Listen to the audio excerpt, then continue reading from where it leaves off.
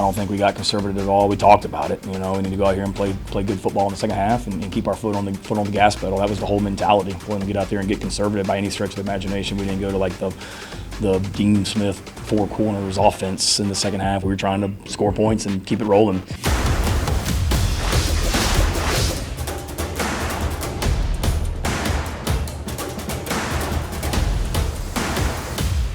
Welcome onto the sideline, everybody. I am Matt Dowell, joined alongside Jared Parker, coming to you from our podcast studio.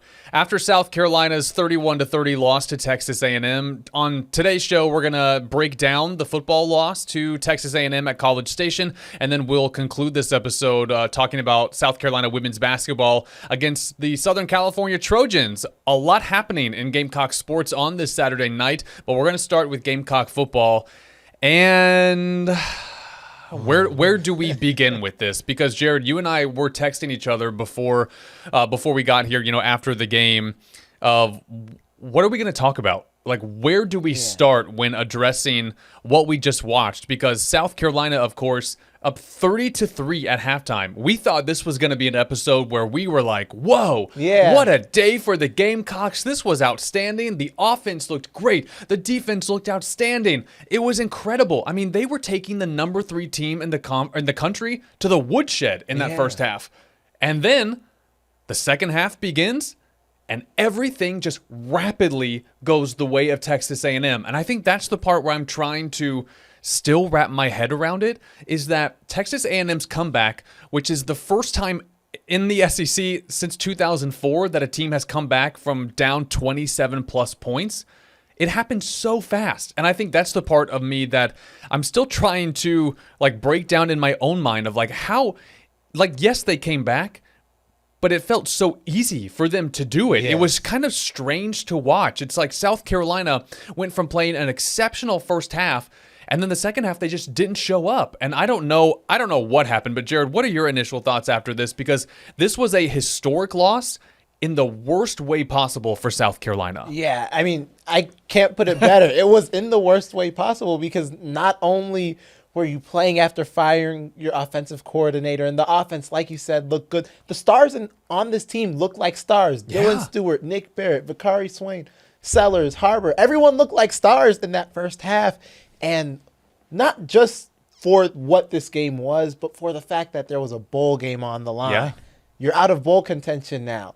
It's just, it's like you said, it's hard to put words into the air because this loss is just heartbreaking for that team in every way possible. Heartbreaking to watch, and they actually still had chances at the end, which was also kind of strange. It looked like Texas A&M was going to really put the nail in the coffin, and then they had a weird play call. South Carolina got the ball back.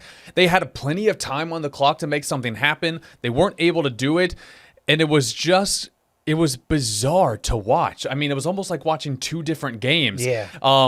And it's rough. So South Carolina losing 5 straight. They finished the conference schedule 1-7 in the SEC. Man. They're 3-7 on the season now. Again, like you said, out of bowl contention, that's not happening. They got 2 games left against Coastal Carolina and Clemson. And usually on this reaction episode, we're breaking down the game, we're talking analysis, blah blah blah. But we were saying, Jared, this is a game that feels like our analysis has to be about what does this mean for the program? Right. Because this was that bad of a loss. This was that historic of a loss. And frankly, this was an embarrassing loss. Yeah. To lose a 27-point lead, not even in 2 halves. It happened in 19 minutes. Yes. I mean, it happened so fast. It was embarrassing on all fronts. So now the conversation has to shift to Shane Beamer. And what does this mean for his future at South Carolina? Because I put a question out on my Twitter of Gamecock fans. Just tell me what you're feeling. What are your emotions after this? What are you guys thinking after such a collapse? Because it was a collapse. Yes, Texas A&M played well, but it also was South Carolina just getting conservative, playing not to lose, all of these things. So I said, Gamecock fans, what are you thinking?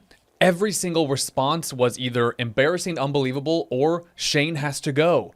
And so I'm kind of sitting here reading reactions, and I know after losses like that, social media goes on fire, but there is something to be said about the reaction because to me, Jared, once you lose the fan base, that is when the conversation gets serious, because after this game, there's no finger pointing at Lonnie Teasley. There's no finger pointing at Mike Shula. It is all, the responsibility is all on Shane Beamer after this, because at the end of the day, this comes down to coaching. Losing a game like this does come down to coaching.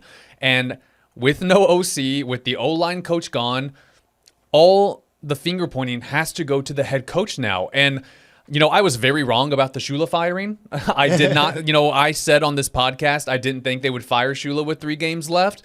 And the next day they did that. So I was very wrong. So I don't really know what opinion to give on it, because when I look at the college football landscape right now, there are so many big jobs open right now. Florida, Penn State, LSU, and so if you think about, if they fire Shane Beamer, it's who do they get? Who are the options, blah, blah, blah.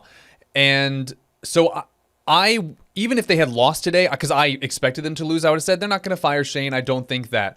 But this loss was such a loss of a specific magnitude and so historic in the wrong way that now I'm like, I really don't know what they're going to do. Right. I don't know where they're going to go. I don't know if Shane finishes the year and he comes back, the seat's on fire to start the year next year in year 6. But, this is an athletic director that did not hire him. This is a college football landscape that has just drastically changed in the last 5 years, with head coaches getting fired with winning records. So with all that being said, I don't know. And, by the time this podcast comes out, there might be an answer. I don't know because everything happened so fast. So I don't know. I understand that a lot of people are mad right now, and rightfully so. But when it comes to, is Beamer going to make it through the year? Does he come back? I don't know what the answer is, because I see both sides of it. Again, if they had just lost to A&M the way everyone kind of expected to, I think he's fine. Yeah. But the way they lost in this game to the Aggies makes it a little bit of a different scenario. I know that was a long, analysis and breakdown for me, but I think that we're in that kind of vital point for this program. Jared, what are your thoughts? Yeah, as you know, we see the fans' reactions to these games all the time. And we've been hearing fire Beamer chants sometimes, or not chants, but on social media, we see it. And sometimes they're louder than other days. Yeah. And we always try to give a measured take to this. But it's like you said, this game was so much more than just losing to the number 3 team in the nation. You had a 27-point lead. We were talking about this. You don't lose this type of game by getting out schemed. You don't lose this type of game because they had more talent than you did. It's coaching. You blew a 27-point lead. Yeah. That's as raw as it gets. So when it comes to the question of the hot seat, I can't imagine that anyone involved with this program is looking at this game and not having something, whether it's in the back of the head or whether it's, prime and in front of everyone to see of, I don't know if this is a successful formula we have going forward, because I don't think we see coaches that lose these types of games keep their jobs for very long. Yeah. The only question, like you mentioned, is timing. There's so many job openings, and if it is something that's going to happen, it's like, do you try and pull the trigger now so that maybe, I know James Franklin apparently is having something with Virginia Tech, maybe you swoop in there, because I don't know who else there is unless, you're hiring coordinators elsewhere. But just a bizarre scenario. And I wanted to know from you, because I've not covered college football for long. This is my 3rd season. I've never seen or covered a game like this. Have you ever been a part of a game like this? Well, no, because it's never happened. Since 2004, that was the stat that, we saw all game long. No SEC team has lost a game when they had that big of a lead in the last 20 years. I've never seen a collapse like this before. Really, not even just in the SEC, but just with any play. 30-3, that's a big lead. Yeah. And South Carolina has the talent to be able to close that game out. It was just wild to watch. So no, I have not seen it. I think this was a kind of a first for everybody. I think we're all experiencing this this kind of loss for the first time together. But it's going to be very interesting to see what happens going forward, because it's one thing, to talk about the money side of everything. But again, so much of the money is the fans. Yes. And when the fans start to make their voices be heard and they start to be angry and they start to in the masses be that loud, that is when it gets hard for an administration to ignore things. So I don't know. I don't know what Donati's going to do. I don't know what the plan is going forward. If I had to guess, right now I'm leaning towards Beamer will be here next season. But again, I don't know, because today was that bad. And I think if you are a Gamecock and you're an administrator, this was embarrassing. Yeah. And this was embarrassing for everybody involved. But before we hear from Shane Beamer, Jared, is there anything else you want to say? Because this was just, it was weird. It was a weird game to watch, to go from such a high to watch this Gamecock team seemingly look like they were performing the way we all were like, oh, well, at first it was like, oh, well, see what Shula was doing. Like this is what the team should have been like all season long. And then for everything to just go down in flames in the matter of 19 minutes, it's just, it was a bizarre game to watch. So anything else you want to say before we hear from Shane Beamer? Yeah, I mean, this game, you can't tell the story of this game without the second half. Yeah. But if you do look at that first half, whether it was Furry, I don't know who it was. I assume it was mostly Furry allowing this to happen. Like I said earlier, the South Carolina Stars looked like stars. Yeah. Nick Harbor. It was great. Nick Harbor was able to get involved. We saw Nick Harbor, even at the end of that game, that one catch he made and ended up going down. Nick Harbor looked like the Nick Harbor everyone's been waiting on. Yeah. Lenore Sellers finding Dre Jacobs on that play. Jaden Sellers. Yes. I mean, he was involved so much. Lenore Sellers in that first half looked great. The run game, it was working. The offensive line, you can't put they allowed a sack or two, but you can't put anything on this offensive line. No. They showed up. So that first half, it's promising. It's like I said, it's hard to tell the story of this game without the second half, but if there is something for a glimmer of hope, maybe not for this year, but for next year, there's that first half. And with everything with how awful this season has been and how disappointing, because it is one of the most disappointing seasons in this program's history, and there's just no sugarcoating that it is. But this team has been in games, and they have had leads going into the fourth quarter, multiple games against ranked teams. So even with how chaotic and crazy and like bad the offensive play has been or whatever, this season has still presented a lot of opportunities. And again, all these fourth quarter collapses especially, all of that comes down to coaching. All of it comes down to coaching. So, it's one thing to lose those games, and it's another to lose a 27-point lead in a matter of the way they did. So it is a pivotal moment in this South Carolina football program's history, and it's one where you just wonder, is this a legacy game for Shane Beamer? Is it one of those games that is just going to be plastered everywhere to where this is what he's going to be remembered for, when it's all said and done? I don't know. There's just so many thoughts. There are so many bullet points. There are so many avenues you can go down with a loss like this. It's one of those where everyone has an opinion. But at the end of the day, it just depends on who's running the show, what their opinions are, and what that means for this program going forward. But Shane Beamer was in the press room pretty quickly after this game, and here's what he had to say about this heartbreaking loss and all of the things that he was feeling after losing to the Aggies. Our whole thing was being the most physical team, and they certainly kicked our butts in the run game in the second half. We couldn't get anything going from a run game standpoint, and that was disappointing.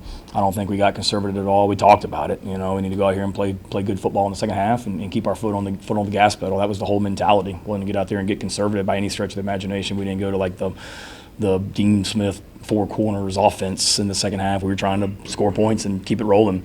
And we left a lot of plays out there in the run game and the pass game. Had some open receivers that we weren't able to connect on for whatever reason all the way to that last drive, and they just did a good job of playing better in the second half than we did. Well, Jared, I know that South Carolina still has 2 games left on the regular season, but when you're 3-7 and there are there's no postseason for you, everything now has to turn to, okay, what is next season going to look like?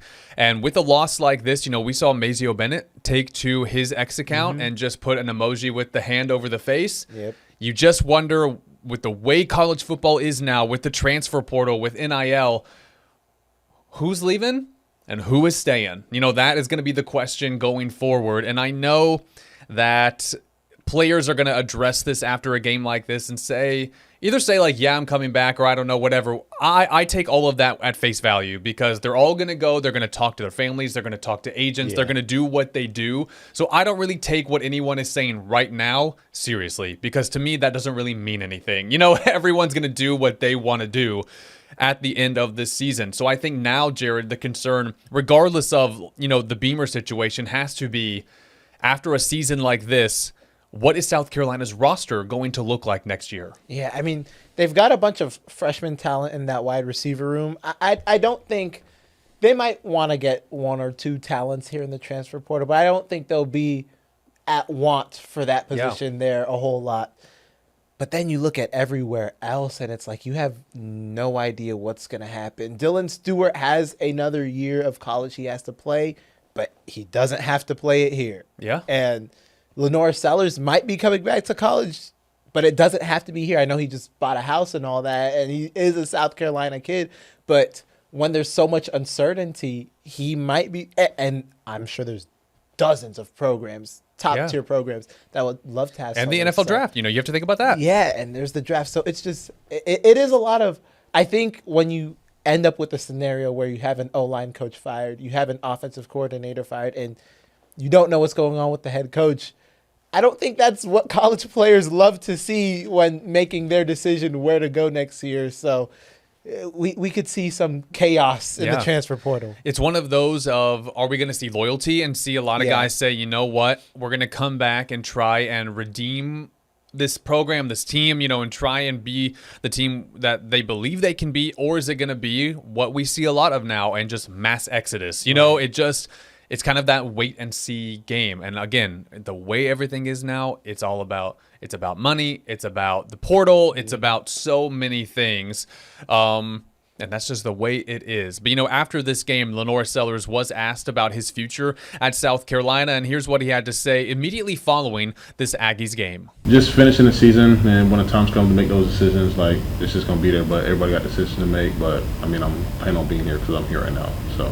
So South Carolina does have 2 games left on the schedule, hosting Coastal Carolina next week. And then, of course, the Saturday after Thanksgiving, they host Clemson in the annual rivalry game, which is going to be a very strange rivalry game with the way both of their seasons are going. But Clemson, they're 5-5. They play Furman next year. So they're looking like they will be a bowl team, regardless of what happens in the rivalry game. South Carolina, of course, won't be. But, Jared, it's going to be interesting to see also how this podcast episode ages, because the way how fast everything moves, we don't know who's going to be here tomorrow, who's going to be here next week. We just don't know with the way that things work. But as always, let us know your guys' thoughts on this loss, on Shane Beamer, on Lenoris, on the portal, on everything that's going to go down inevitably, in this next month with the South Carolina football team. Jared, anything else you want to add? Because we're going to take a quick ad break next, and then we'll break down the South Carolina women's basketball team's game against Southern California. But Jared, anything else you want to say? Hey, you mentioned we don't know how this podcast will age, so everyone knows they're getting our real, authentic reactions. The game just wrapped up not too long ago, so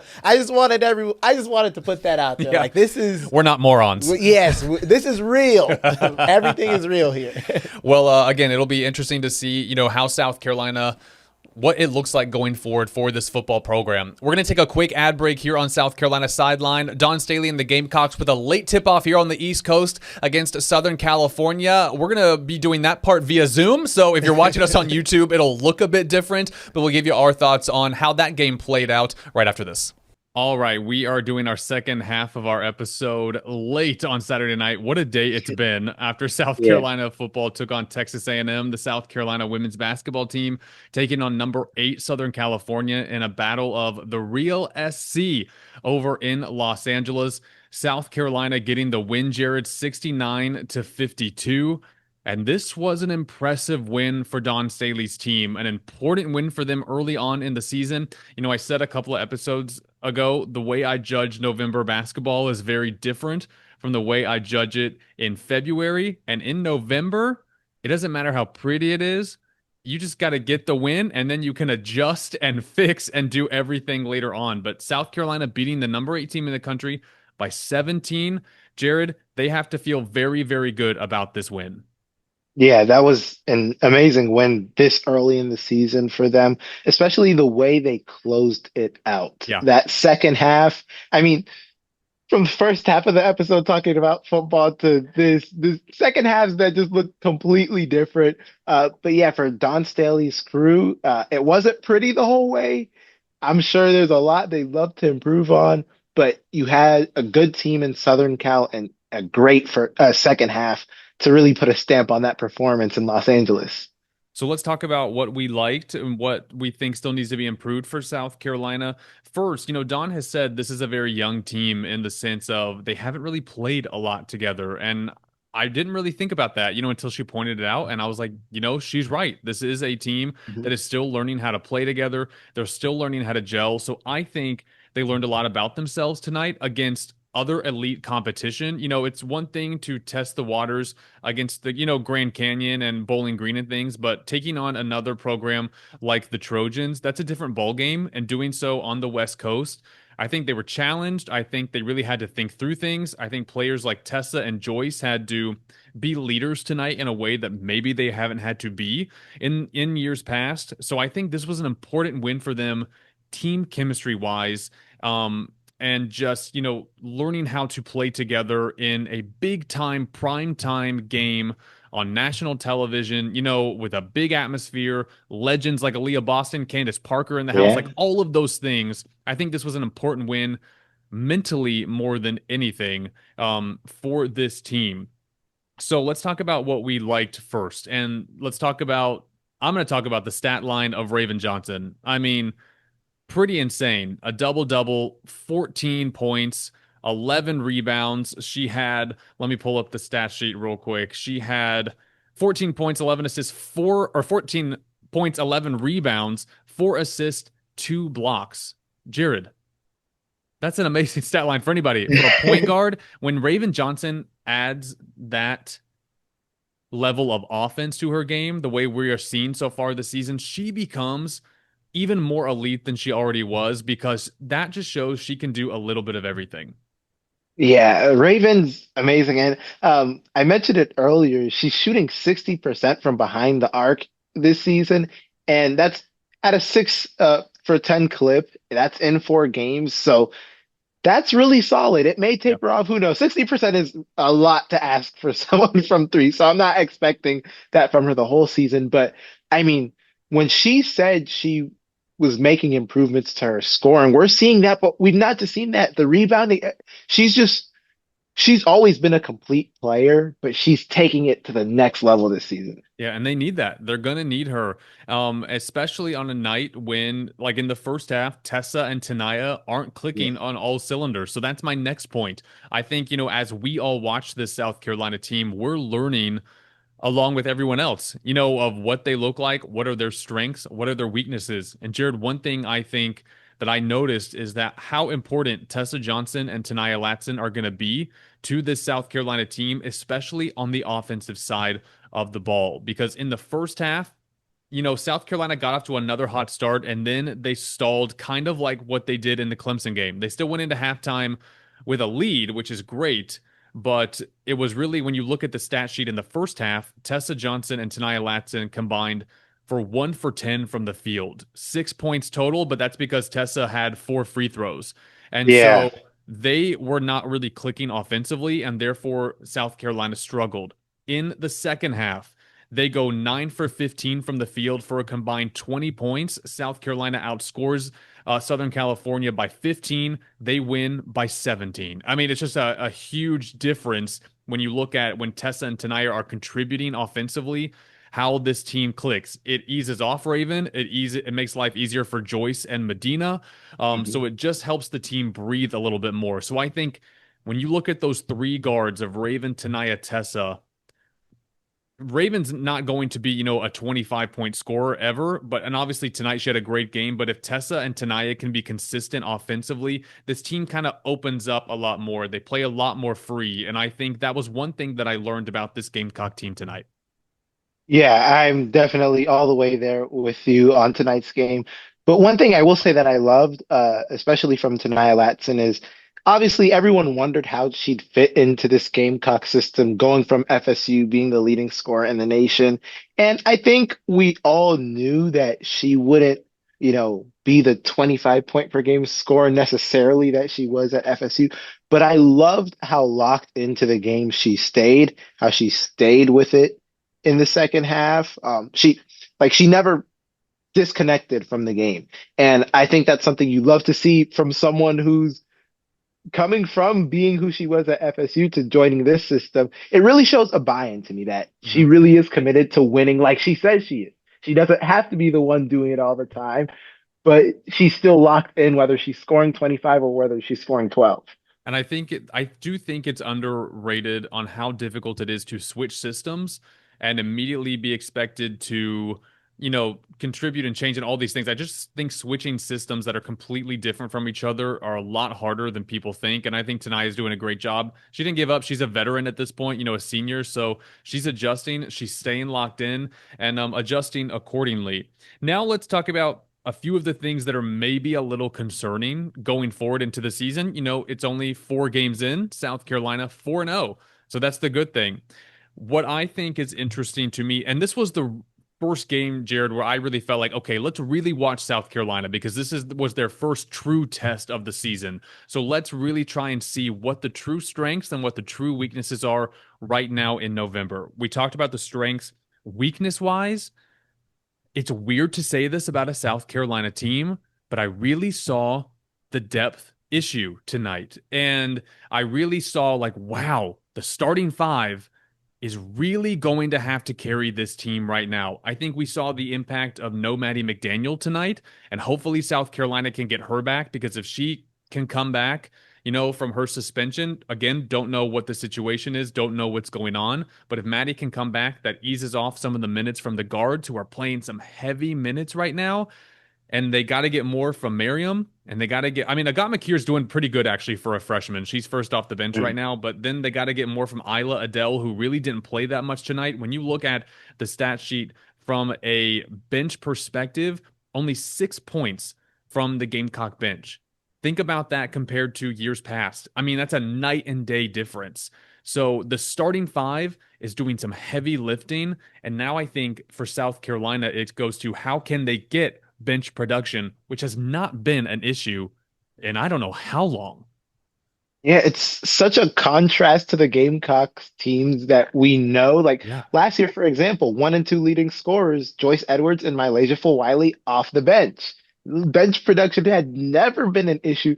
And when you started to say it, I laughed because I felt the same way. Like just looking at the stat sheet, seeing how much the starters have been playing, not just this game, but against Clemson as well. It's kind of like jarring to Mhm. see multiple players racking up this many minutes on a Don Staley South Carolina team. It's just so foreign to this team. So I think Maddie would be huge to get back from the ball handling perspective because the guards have a heavy load right now. And yeah, you definitely do want to see more from those bigs coming off the bench. Yeah, I think the other thing that is just a standout right now, South Carolina had 17 turnovers tonight.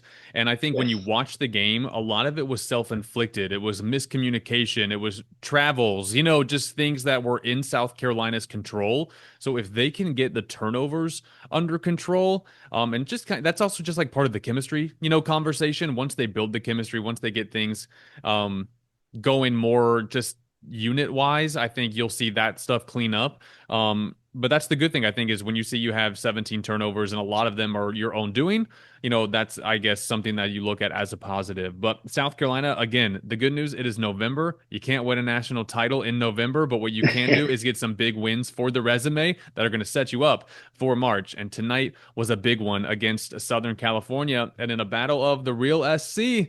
Jared, I mean, you heard Gamecock fans chanting USC, USC at the end. It wasn't the real USC battle. It was just technically called the real SC. So for journalistic purposes, we're going to say South Carolina as of tonight is the real SC. And excited for this series to continue next year when they come to Greenville to take on South Carolina on the East Coast.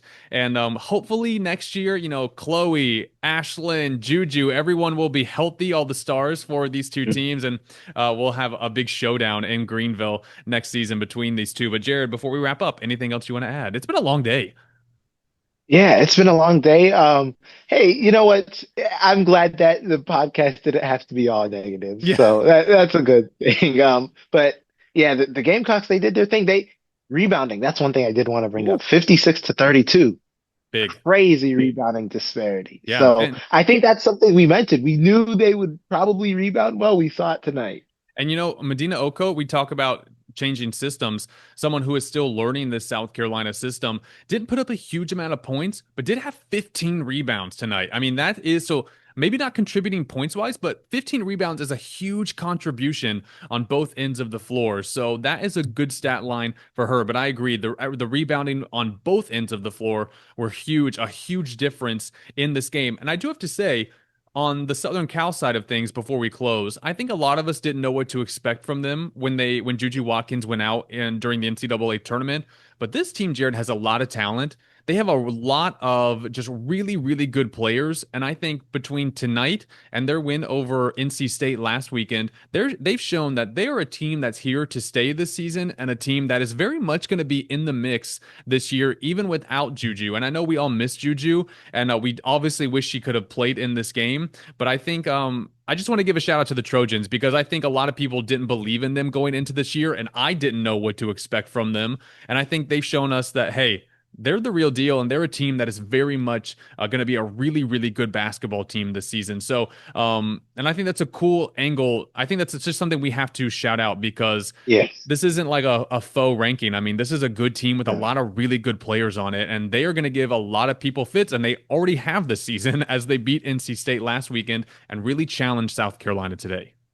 Yeah, they held their own today, and I did not expect to see what we've been seeing from them so far. So I think that's a huge positive, especially going to next year once you get Juju Watkins back. Hey, next year, this game in Greenville might be the test for, okay, how does Southern Cal look now that they've got Juju back Yeah. with everyone? So, yeah, I just really hope for just 100% health in that game so we can really see what might be the two best teams in the nation. It could be by next year, duke it out. Yeah, I'm looking forward to it, but I'm so glad that this series is happening. I think it's great for the game, and tonight was a lot of fun. But again, South Carolina, a lot of work to do, a lot of improvements to make, but beat the number 8 team in the country by 17 on the West Coast. I think on November 15th, you take that any day of the week. South Carolina is back here in Columbia, taking on Winthrop on Wednesday. That's at Colonial Life Arena. So kind of a quick turnaround when you think of the travel and the time change and everything, but South Carolina going to be expected to win that game easily. But that game tips off at 7 o'clock on Wednesday at Colonial Life Arena. It has been a long day, tough start with Gamecock football, but a good finish with Gamecock women's basketball. He's Jared Parker. I'm Matt Dowell. Thanks for watching. Thanks for listening. Thanks for watching us in the studio and in our homes at Zoom and at the station. We've kind of been everywhere today covering everything, but thanks for watching and listening as always, everybody. We really, really enjoy doing this podcast, and we hope you enjoy watching and listening. Again, he's Jared. I'm Matt. Make sure to like and subscribe. Follow us on YouTube or wherever you listen to your podcast on Apple, Spotify, or Amazon Music. We'll see you back here Thursday with a new episode on South Carolina Sideline.